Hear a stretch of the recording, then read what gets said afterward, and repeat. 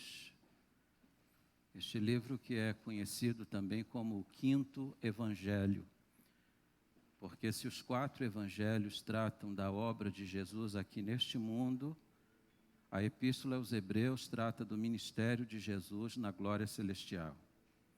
É como se fosse uma continuação do relato dos evangelhos.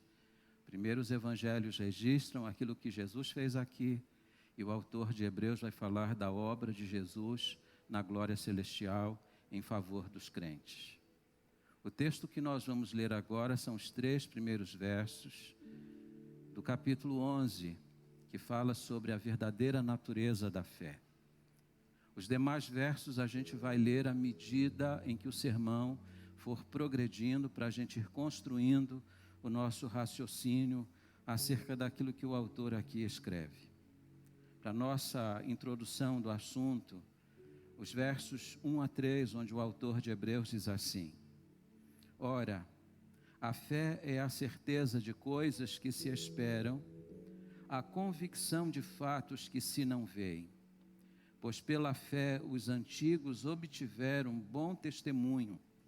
Pela fé entendemos que foi o universo formado pela palavra de Deus, de maneira que o visível veio a existir das coisas que não aparecem.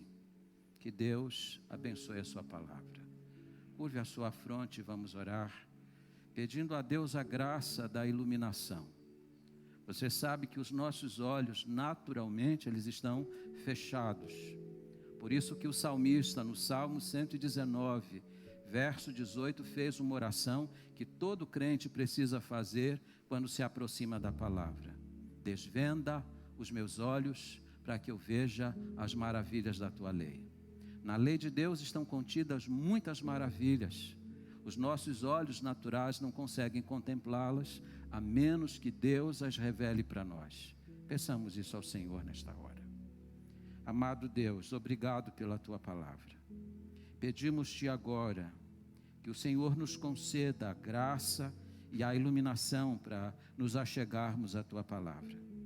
Que as verdades benditas que já consolaram os crentes ao longo da história até aqui, sirvam de consolação para nós no tempo presente.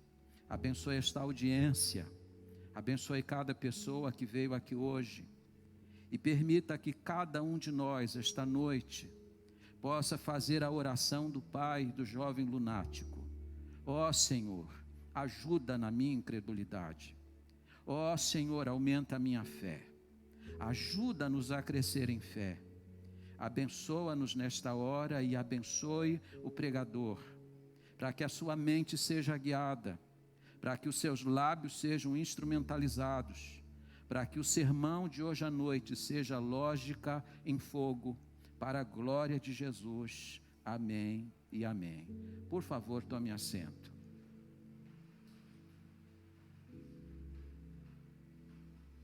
Quando nós nos propomos a olhar para um texto como este, tão rico, tão conhecido e tão pouco compreendido, é importante que a gente atente primeiro para um fato: para quem o autor desta carta está escrevendo, para que audiência ele está escrevendo.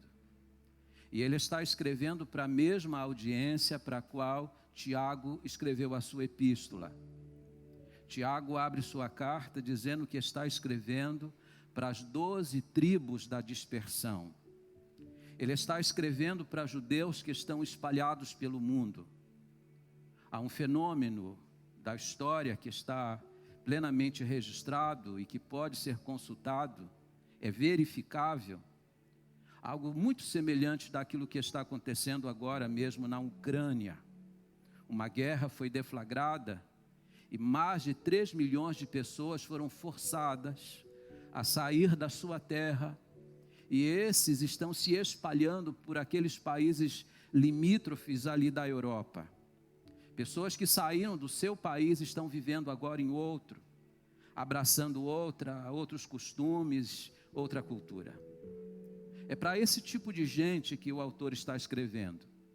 Num fenômeno que começou lá no século 6 antes de Cristo, na deportação do povo para a Babilônia, e mais precisamente para aqueles que foram deportados no ano 70 depois de Cristo, quando a cidade de Jerusalém foi atacada e destruída. Muitos judeus estavam espalhados pelo mundo. E é curioso que quando a igreja de Jesus, cheia do Espírito Santo, começa a obra de expansão do Evangelho, porque em menos de 50 anos a igreja de Jesus já havia alcançado todos os países do império, muitos desses judeus foram alcançados no lugar em que estavam pela mensagem do Evangelho. E esses que se converteram a Cristo em outros lugares, porque estavam dispersos, passaram também a sofrer severa oposição e perseguição daqueles judeus que não acreditavam que Jesus de fato era o Messias. Quando o autor desta carta está escrevendo, ele está escrevendo para a gente que está longe, ele está escrevendo para a gente que acabara de se converter, e para a gente que está sofrendo pressão e perseguição dos seus patrícios, simplesmente porque haviam abraçado a fé em Jesus Cristo. E para esses irmãos que estão sofrendo severa e grotesca perseguição, o autor da carta vai escrever, porque muitos deles, diante das pressões, diante da perseguição, estavam pensando em retroceder da fé, em recuar da confissão, estavam pensando em voltar para a sua antiga religião, a fim de não sofrerem as pressões e perseguições dos seus patrícios. O autor de Hebreus, então, como forma de estimular esses irmãos, para fortalecê-los na sua convicção, para dizer para eles não recuarem, abriu aqui uma galeria de irmãos, que a semelhança deles, no passado, haviam sofrido severas perseguições, mas que se mantiveram firmes por causa da fé. O capítulo 11 de Hebreus é chamado de a galeria da fé. E por que galeria? Você já deve ter ido num museu, você já deve ter visitado uma exposição, e você entra num salão e você vai vendo as peças, você vai vendo os quadros. À medida que você avança, você vai vendo as peças que estão expostas ali. Hebreus capítulo 11 é mais ou menos isso. O autor desta carta está convidando você e eu, assim como convidou os irmãos judeus do passado, a entrarmos nesta grande galeria e contemplarmos, não peças, não quadros, mas personagens da história de Israel, gente que sofreu como eles, gente que foi pressionada como eles, gente que passou por experiências difíceis como eles, mas que em nenhum momento retrocederam na fé, porque estavam firmados numa convicção muito serena em seus corações. Hoje nós vamos entrar numa galeria, e nós vamos olhar para personagens reais, gente que como você e eu eram fracos, mas que da fraqueza tiraram força, porque receberam o poder de Deus através da fé. O que é a fé? Como que ela é descrita? O que ela proporciona na vida de um crente? O que ela pode fazer na sua vida agora? Talvez eu esteja falando para alguém aqui que está oscilando na fé, que está sossobrando diante dos embates da vida. Talvez eu esteja falando para alguém que está desanimado, porque muitos dos irmãos para os quais o autor desta carta estava escrevendo, estavam desanimados. Mas ele está aqui exortando, dizendo assim: não desanimem, não retrocedam, prossigam. E prossigam confiados na fé, não na fé, mas na fé em Deus. Quero convidá-los a pensar sobre 5 aspectos importantes que este autor nos apresenta neste capítulo. Em primeiro lugar, a descrição da fé. Versos 1 a 3, eu convido você a ler mais uma vez comigo. Ora, a fé é a certeza de coisas que se esperam, a convicção de fatos que se não veem. Pois pela fé os antigos obtiveram bom testemunho. Pela fé entendemos que foi o universo formado pela palavra de Deus, de maneira que o visível veio a existir das coisas que não aparecem. Observe a descrição que ele está fazendo da fé. A fé não é um salto no escuro, como muita gente imagina. A fé não é como um sonho que você tem com os olhos abertos. A fé é algo concreto. E ele vai explicitar isso de 3 maneiras. Primeiro, ele diz que a fé é a certeza. E a palavra certeza aqui é uma palavra muito importante no grego, porque ela indica o alicerce, ela indica o fundamento, ela indica aquilo que sustenta uma construção. Aquilo que o alicerce é para a sua casa, assim é a fé para o crente. Ele está apoiado em alguma coisa segura, um fundamento seguro. E é importante que você entenda um princípio, porque se você não compreendê-lo agora, terá dificuldade de compreender a minha fala. Não é a fé que traz à existência as coisas que não existem. Não é essa a tese que está aqui no capítulo 11. A tese do autor de Hebreus é esta: esses irmãos tinham certeza de coisas que não se veem, mas que são reais. Irmãos, eu nunca vi o céu, mas eu sei que ele é real. Irmãos, eu nunca vi o trono de Deus, mas eu sei que ele está lá. Eu nunca vi os anjos, mas eu tenho a confiança que eles existem. Eu nunca vi a Jesus Cristo, mas eu sei que um dia eu hei de abraçá-lo. Isso é certeza, amados irmãos. É uma certeza de algo que eu não vejo, mas que eu estou convicto, é algo seguro, é uma base segura. A fé é a convicção, a fé é uma persuasão, é assim que está no grego. É uma persuasão íntima de algo que é real. Eu estou persuadido dessas coisas que eu mencionei a vocês. Eu tenho convicção absoluta da existência delas. Por isso que eu me sinto encorajado todas as vezes que eu enfrento uma luta a prosseguir, porque eu tenho convicção dessas realidades, embora elas não sejam ainda palpáveis para mim. Embora eu não as veja com os meus olhos, o meu coração está seguro e convicto acerca de cada uma delas. A fé também é a capacitação. E em que sentido ela é capacitação? Note que diz o versículo 3, aliás, o versículo 2 primeiro: pela fé os antigos obtiveram bom testemunho. Os antigos são os irmãos da fé, são aqueles que caminharam pela fé, são aqueles que enfrentaram as lutas neste mundo, que enfrentaram os perseguidores deste mundo, que enfrentaram as arenas deste mundo, mas que obtiveram um bom testemunho diante de Deus, porque na hora da prova eles se mantiveram firmes diante do Senhor. E diz a Bíblia que quem deu esta condição e esta capacitação a eles foi a fé. Pela fé entendemos mais, diz o versículo 3. Pela fé entendemos que foi o universo formado pela palavra de Deus, de maneira que o visível veio a existir das coisas que não aparecem.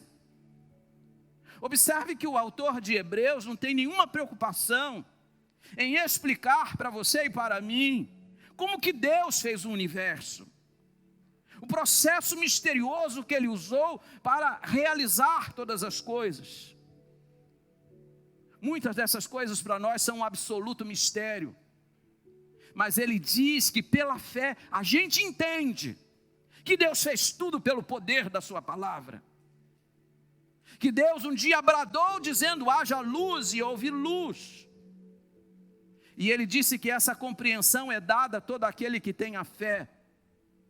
Porque muita gente que se julga sábia, duvida disso e não acredita nisto. Mas porque eu tenho fé, eu recebo a palavra e confio nela, e tenho absoluta certeza que foi exatamente assim que Deus realizou todas as coisas. A fé dá capacidade para você enfrentar o que for preciso. A fé dá capacidade para você compreender o incompreensível. É somente Deus que pode fazer isso pela fé. Segundo lugar, a demonstração da fé. Depois de explicar o que é a fé, de descrever o que é a fé, o autor de Hebreus começa a abrir a galeria. Começa a nos chamar para andar pelo corredor dessa galeria. E começar a contemplar os heróis da fé. Gente que andou pela fé.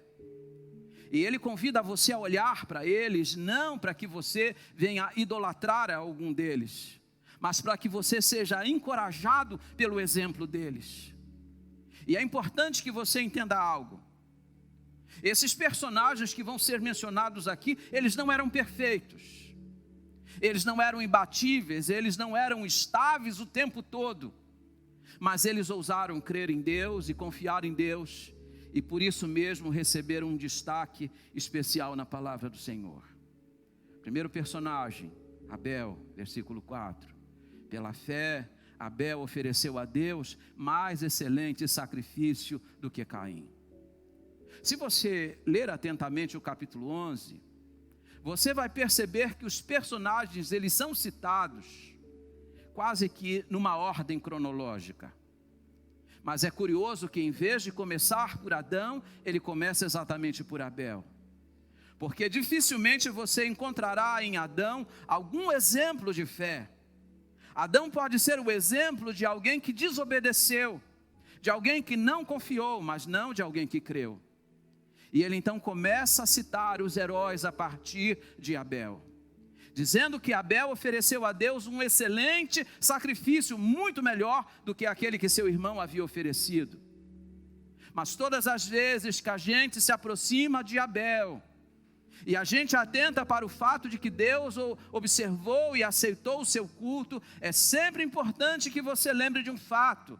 A Bíblia diz que Deus atentou para Abel e para o seu culto. Antes de Deus aceitar o culto, Deus aceitou sua pessoa. Porque Abel era alguém que tinha fé em Deus. Ele se aproximou de Deus crendo nele. E ele ofereceu a Deus um tipo de culto que Deus se agradou. Ele ofereceu a Deus um tipo de culto que tipificava aquilo que Jesus faria no Calvário.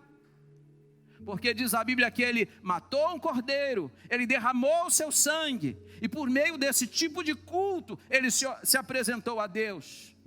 E Deus aceitou a ele, e Deus aceitou o culto dele, ao passo que rejeitou o culto de Abel. A Bíblia diz que ele apresentou aquele tipo de culto, e ele apresentou aquele tipo de culto pela fé. Sempre que alguém se aproxima de Deus, deve se aproximar de Deus através da fé.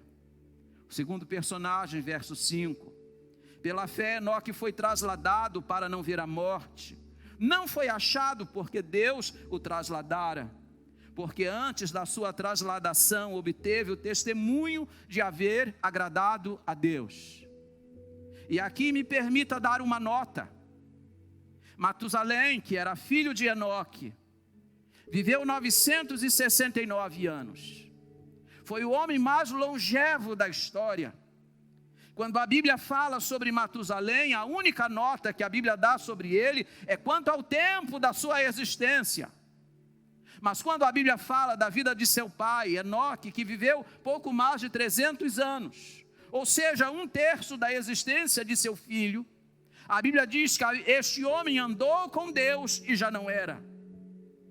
O que a Bíblia vai mostrar para nós é que quando Deus mede alguém, Deus não mede a vida de alguém pelo tempo da existência. Deus mede a vida de alguém pela qualidade da vida que viveu aqui e do modo como andou aqui. E diz a Bíblia que Enoque andou com Deus. E sabe quando ele andou com Deus? No tempo mais difícil da história, quando o coração dos homens era perverso. Há uma lenda judaica que diz que um dia Enoque estava andando, e de repente ele olhou para trás e ele percebeu que já estava no céu. Deus o tomara para si. de tanto que ele andou com Deus, um dia ele se encontrou na presença do Senhor. Terceiro personagem, verso 7.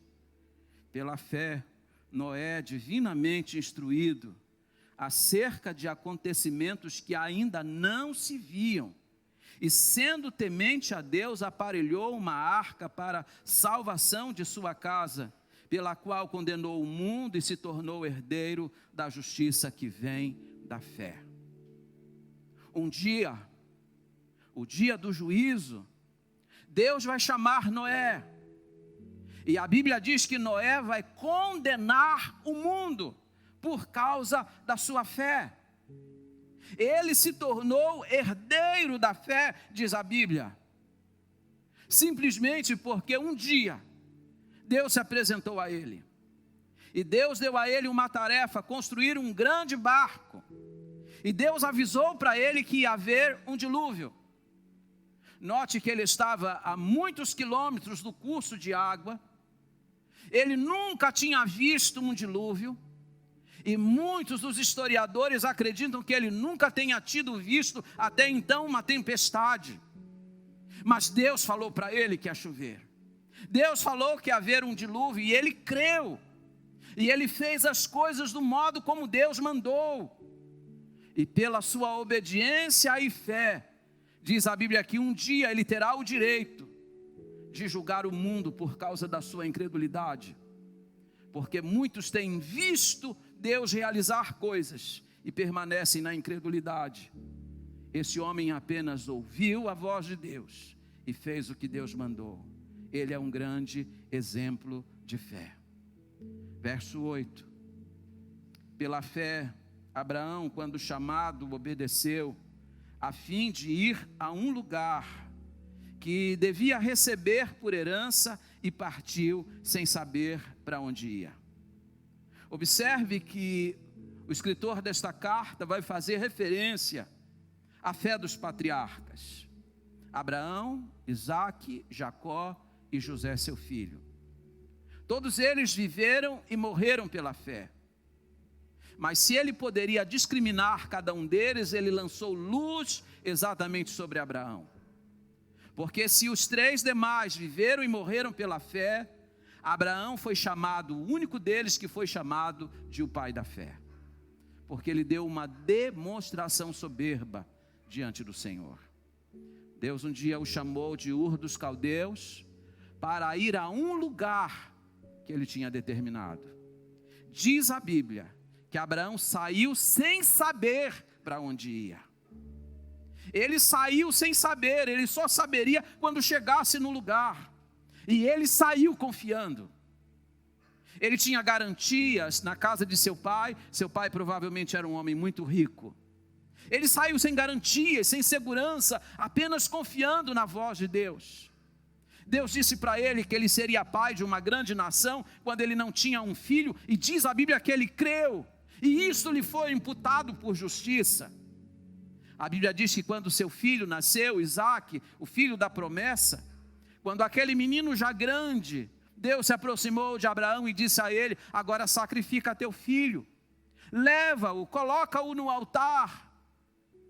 E diz a Bíblia que Abraão começou aquelas passadas cansadas, talvez com um coração muito pesaroso, porque a Bíblia diz em Gênesis 22, pelo menos 2 vezes, que Abraão amava a seu filho, e ele amava o seu filho, e ele amava o seu filho, mas Deus mandou e ele obedeceu.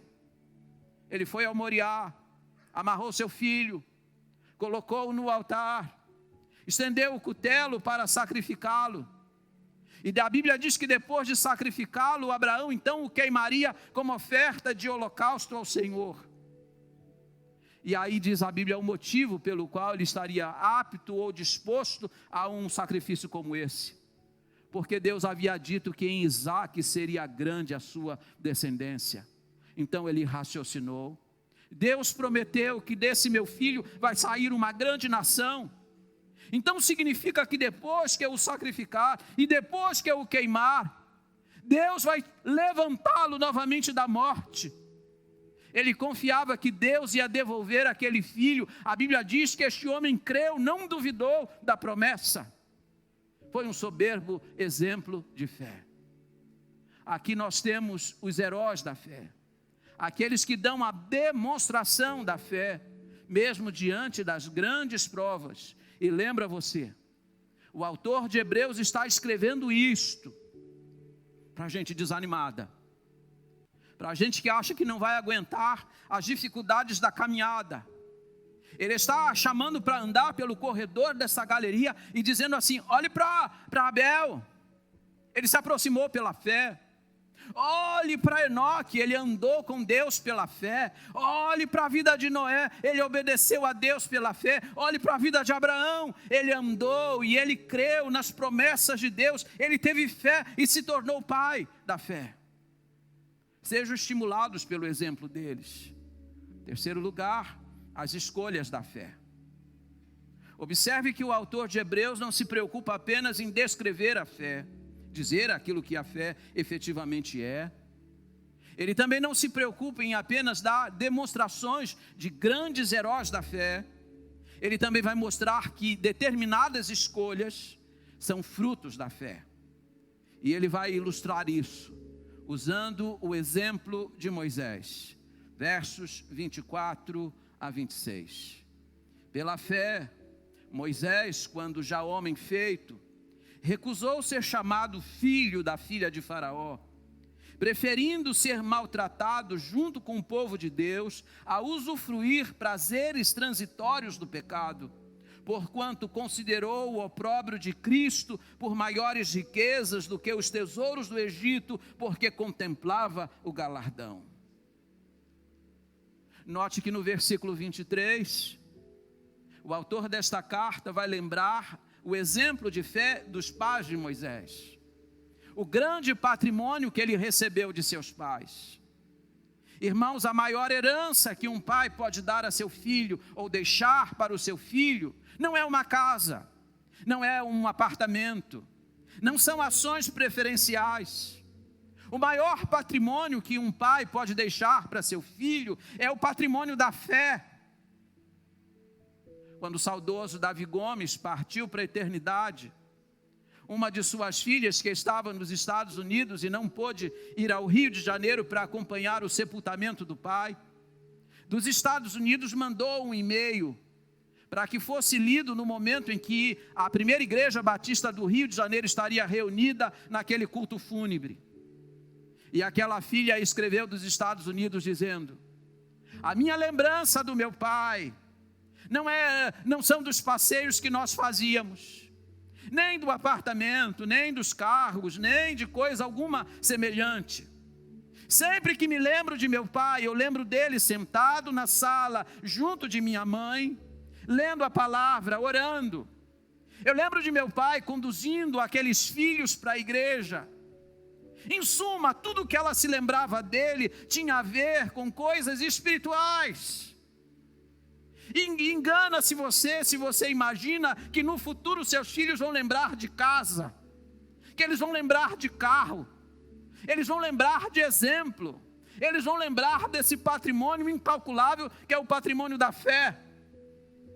Eu louvo a Deus porque o autor desta carta, quando fala de Moisés, um dos grandes heróis da fé, começa falando exatamente dos seus pais.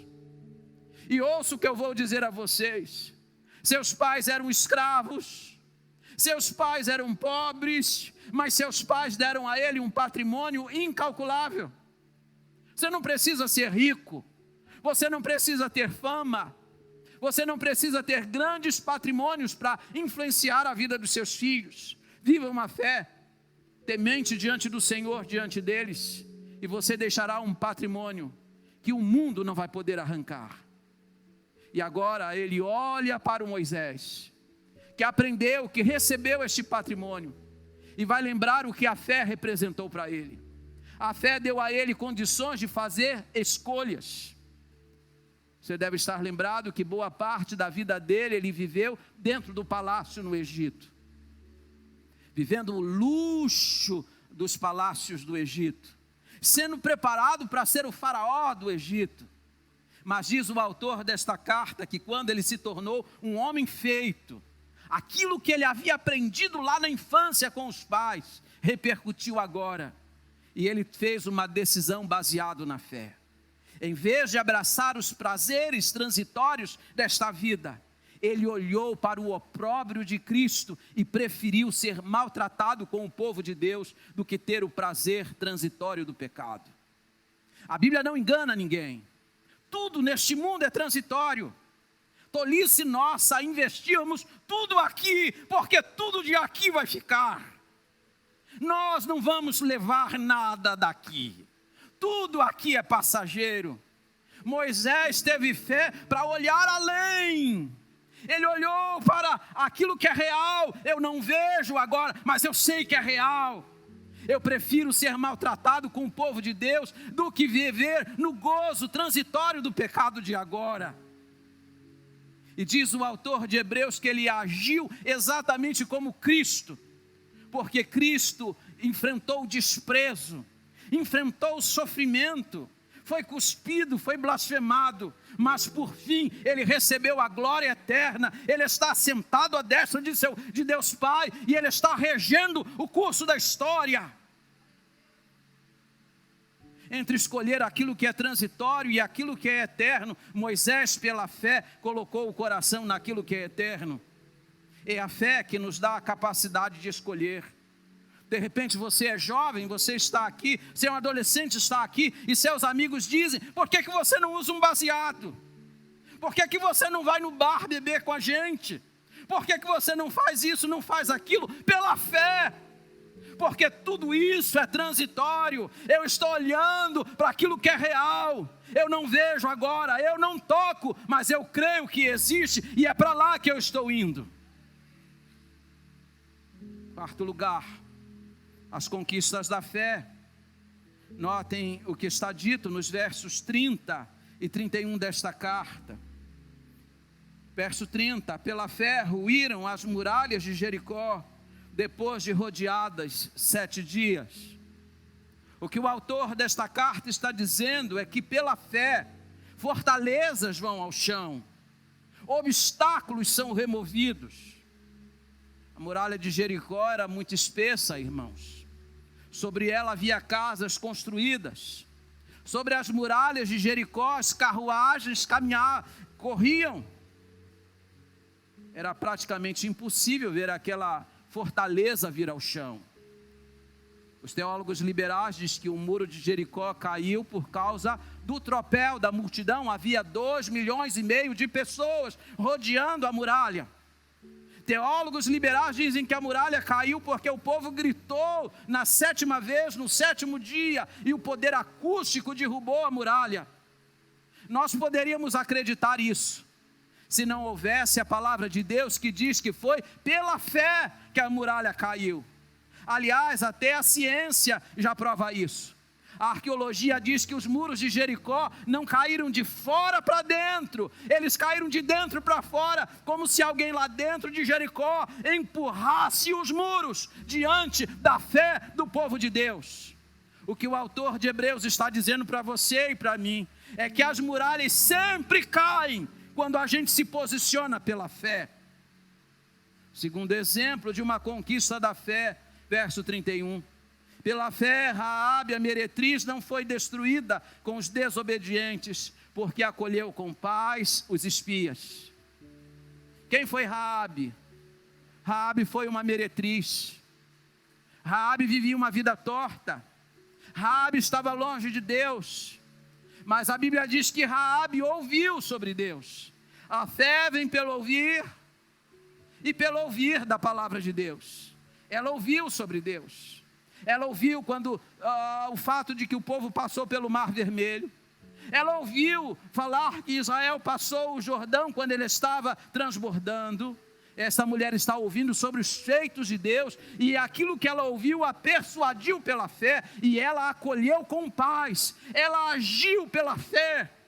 E diz a Bíblia que Deus então a poupou. Deus poupou a família dela e deu a ela uma bênção. Ela é uma das mulheres que figuram na genealogia de Jesus lá em Mateus capítulo 1. Ela se tornou ancestral do Senhor Jesus, e a Bíblia diz que esta conquista se deu por meio da fé. A fé conquista tudo. quinto lugar e penúltimo lugar, a força da fé.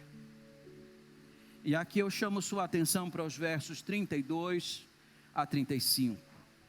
Aliás, 34. E que mais direi?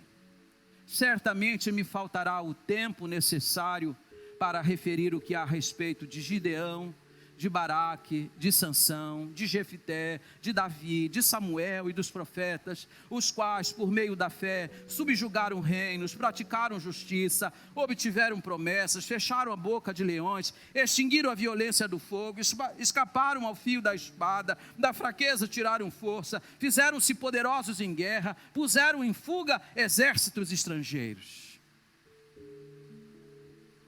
O autor de Hebreus estava escrevendo sobre os personagens.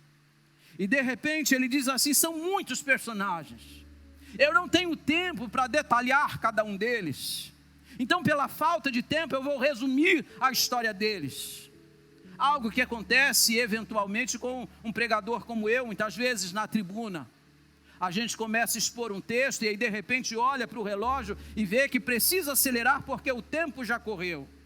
O autor de Hebreus diz assim, faltando-me tempo, mas eu não posso omitir esses homens, eu não posso omitir essas histórias, porque todas essas conquistas foram possíveis pela fé. E agora note um detalhe importante, ele está aqui apontando para a força que é dada ao crente pela fé, dizendo que eles eram fracos, mas pela fé eles tiveram força para enfrentar aquilo que vinha ao encontro deles. A Bíblia diz que pela fé nós podemos resistir o que for necessário, porque por meio dela nós recebemos o poder de Deus.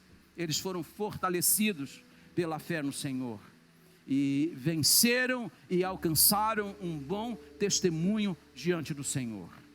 Em último lugar, os efeitos da fé. E aqui eu quero chamar sua atenção para os versos 35 a 40, para fecharmos o sermão.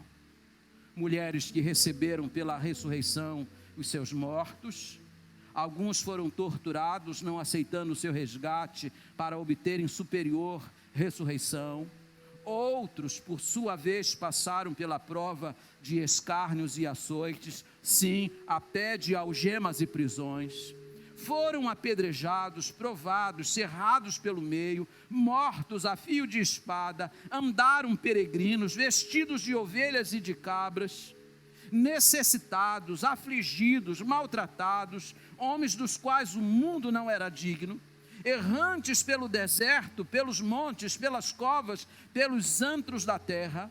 Ora, todos esses que obtiveram bom testemunho por sua fé, não obtiveram, contudo, a concretização da promessa, por haver Deus provido coisa superior a nosso respeito, para que eles, sem nós, não fossem aperfeiçoados. Vamos entender o que o autor desta carta está apontando para nós nesses versos que acabamos de ler. Primeiro, mostrar que através da fé nós podemos recobrar eventualmente coisas que foram perdidas. Ele começa o verso 35 falando de mulheres que receberam de volta os seus filhos por meio da ressurreição. Possivelmente ele está olhando para o Antigo Testamento, olhando especificamente para duas mulheres. A mulher de Sarepta de Sidom, que teve seu filho morto, mas pela instrumentalidade do profeta Elias, este filho lhe foi devolvido. Ele está olhando para a mulher sunamita, cujo filho adoeceu e morreu, mas pela oração e instrumentalidade de Eliseu, voltou à vida e foi devolvida à sua mãe. Há uma lição moral aqui. De repente você acha que aquilo que foi perdido é irrecuperável. Pela fé você pode recobrar coisas que foram perdidas. Segundo, a fé não nos garante tudo. É curioso que ele vai dizer no verso 32, obtiveram promessas. E agora aqui no verso 39 ele diz que eles não alcançaram a concretização da promessa. Alcançaram promessas, mas não alcançaram a concretização da promessa. O que o autor de Hebreus está dizendo, irmãos? Porque Deus prometeu a Abraão uma terra e a promessa foi concretizada, Deus lhe deu a terra. Deus prometeu a Abraão um filho e Deus concretizou, porque Isaque veio à existência. Deus prometeu a Israel uma terra e Israel entrou na terra prometida, a promessa foi alcançada. Então, como que não alcançaram a concretização da promessa? O que eles não alcançaram, irmãos, não foi a promessa, mas a concretização da promessa maior. O que o autor de Hebreus está dizendo para você e para mim, assim como disse para os irmãos que estavam pensando em recuar da fé, é que a nossa responsabilidade é muito maior do que esses irmãos do passado que avançaram pela fé a despeito das circunstâncias. Porque eles não viram algo que nós já vimos, o aparecimento de Jesus Cristo. Eles não alcançaram a concretização da promessa messiânica, eles não viram a chegada do Messias, mas ainda assim avançaram pela fé. O que o autor de Hebreus diz para você e para mim é assim: a sua responsabilidade é muito maior, porque esses irmãos, sem terem visto a Cristo, confiaram em Deus e prosseguiram. Nós já vimos a Cristo, desfrutamos da sua graça, já estamos à sombra da cruz, já recebemos a remissão do seu sangue. A sua responsabilidade é maior do que a deles, porque sem terem visto isto, sem terem visto a concretização da promessa, se mantiveram firmes diante do Senhor. E terceiro, lembrar para você que a fé não é sinônimo de prosperidade. Ao contrário do que pregam muitos hoje, que diz assim: se você tem fé, você não fica doente. Se você tem fé, você vai ficar rico. Se você tem fé, você vai ter prosperidade. Se você tem fé, você não vai passar por problemas. Não é isto que a Bíblia ensina, senhores. Se algum pregador afirmar isso para você, peça para ele explicar para você o texto de Hebreus capítulo 11. Porque aquele diz que aqueles que venceram pela fé foram torturados, foram afligidos, foram devorados, foram apedrejados, foram cortados ao meio, como foi o caso do profeta Isaías, que cortaram com um serrote de madeira. Ele está falando de Jeremias, que foi apedrejado até a morte. Ele está falando de Sadraque, Mesaque e Abdênego, que foram lançados na fornalha. Eles venceram pela fé, mas passaram por aflições. Fé não é sinônimo de prosperidade, pelo menos não de prosperidade material. Aliás, ele diz que eles se vestiam de peles, de ovelhas e de cabras, indicando uma vestimenta rudimentar. Não se vestiam com luxo. As igrejas que pregam isso são mentirosas. Os obreiros que anunciam isso são fraudulentos. A palavra não diz isso. E nós nos firmamos na palavra. E eu termino lembrando para você algumas coisas. Lembrando que a fé é um alicerce seguro. Nós não estamos apoiados em coisa nenhuma, nós estamos apoiados na palavra do Senhor. Estamos apoiados no caráter de Deus. Nós estamos seguros sobre um fundamento que é real. Aliás, a Bíblia diz a respeito de Abraão: Deus prometeu a ele uma terra e deu a ele a terra. Mas sabe o que é curioso? É que a Bíblia diz que Abraão, quando chegou nesta terra, ele não se fixou nela. A Bíblia diz assim: habitou ele em tendas. E às vezes a gente pensa que isso está lá como um casuísmo do texto sagrado. Que ele preferiu morar numa tenda. Não, senhores, quando a Bíblia diz que ele quis morar numa tenda, a Bíblia está dizendo que ele não quis fixar as suas bases neste mundo. E o autor de Hebreus diz assim: é porque ele viu aquela cidade que tem como Deus arquiteto e construtor. Seu coração não estava aqui, seu coração estava lá, num alicerce, num fundamento bem seguro. Assim é a fé. Segundo, a fé nos capacita a entender. Você vai entender pela fé aquilo que os sábios não conseguem compreender. Aquilo que pessoas em laboratórios estão gastando milhões para tentar provar o contrário daquilo que afirma a Bíblia.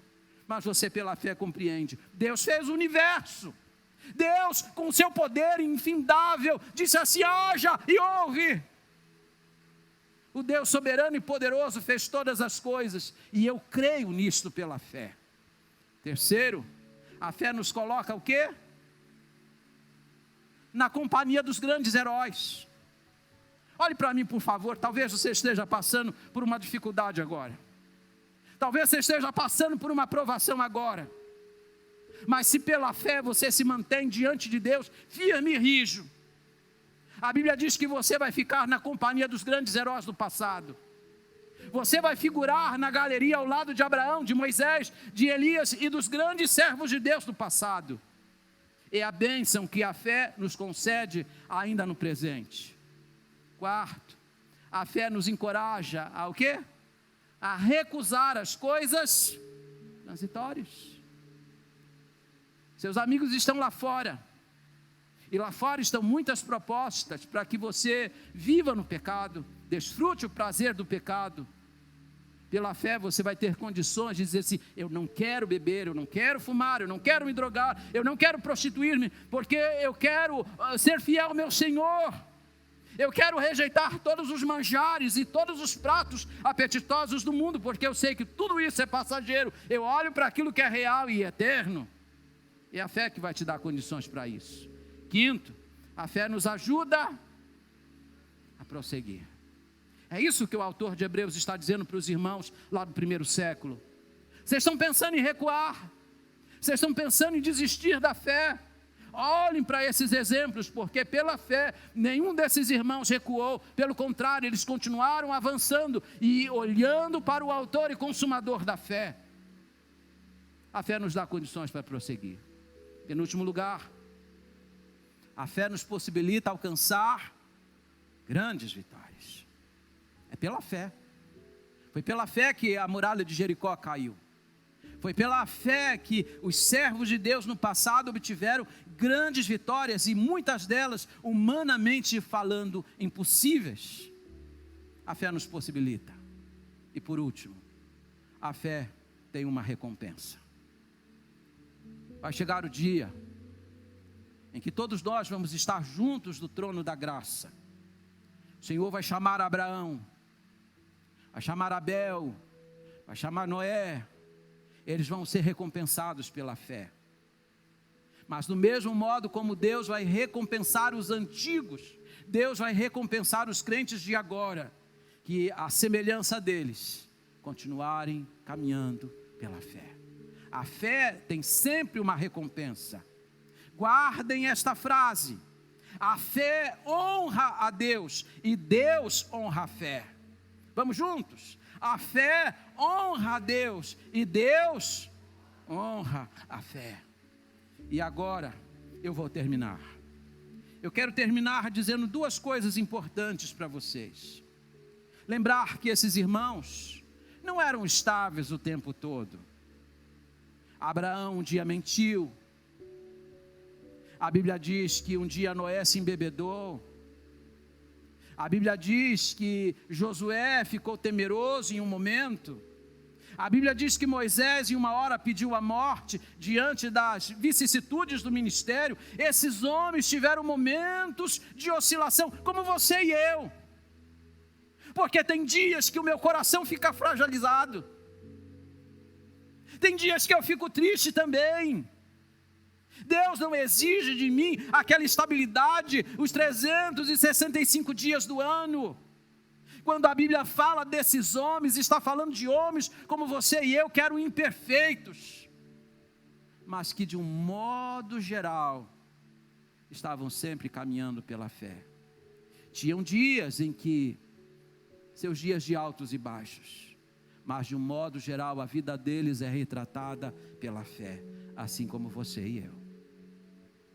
E talvez aqui, essa noite, você me ouvindo, você diz assim: puxa vida, eu queria ser uma pessoa de fé.